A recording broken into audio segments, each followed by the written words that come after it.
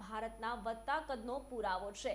તહવુર રાણાનું ભારતને પ્રત્યાર્પણ એ દેશની રાજદ્વારી માટે એક મોટી જીત છે. એનઆઈએ ટીમ આજે તહવુર રાણાને લઈને નવી દિલ્હી પહોંચે. સમાચાર એજન્સીના મળ્યા અનુસાર ટાંકીને જણાવવામાં આવ્યું હતું કે તહવુર રાણાને ભારત લાવવું ખૂબ જ મુશ્કેલ હતું, પરંતુ બે હકીકતોએ આતંકવાદી તહવુર રાણાનું પ્રત્યાર્પણ સરળ બનાવ્યું. પહેલું પરિબળ કાનૂની ગૂંચવણો છે. હકીકતમાં તહવુર રાણાએ યુએસ સુપ્રીમ કોર્ટમાં ડબલ જોખમના સિદ્ધાંતનો ઉલ્લેખ કરીને અરજી દાખલ કરી હતી.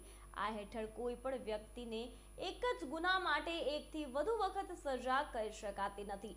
તહવુર રાણાએ દલીલ કરી હતી કે મુંબઈ આતંકવાદી હુમલાનું કાવતરું ઘડવા બદલ તે અમેરિકામાં સજા ભોગવી ચૂક્યો છે. તેથી તેને હવે ભારત પ્રત્યાર્પણ કરવું એ બેવડા સંકટના સિદ્ધાંતનું ઉલ્લંઘન હશે. જોકે ભારતનું પ્રતિનિધિત્વ એક મજબૂત કાનૂની ટીમ દ્વારા કરવામાં આવ્યું હતું, જેણે પોતાની દલીલો દ્વારા તહવુર રાણાના ભારત પ્રત્યાર્પણ ટાળવાના દરેક પ્રયાસને નિષ્ફળ બનાવ્યો. તહવુર રાણાનું ભારત પ્રત્યાર્પણ એ ભારતના વધતા રાજદ્વારી સંપર્ક અને અમેરિકા સાથેના તેના મજબૂત સંબંધોનો પુરાવો છે.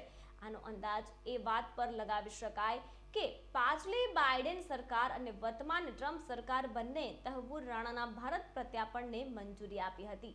ટ્રમ્પે તેમના એક નિવેદનમાં સ્પષ્ટ કહ્યું હતું કે તહવુર રાણાને ભારત પ્રત્યાર્પણ કરવામાં આવશે. તહવુર રાણાના ભારત પ્રત્યાર્પણમાં ઘણી મુશ્કેલીઓ હતી, પરંતુ ભારતે અમેરિકા સાથેના તેના રાજદ્વારી સંબંધોનો લાભ ઉઠાવ્યો અને તે મુશ્કેલીઓનો અંત લાવ્યો.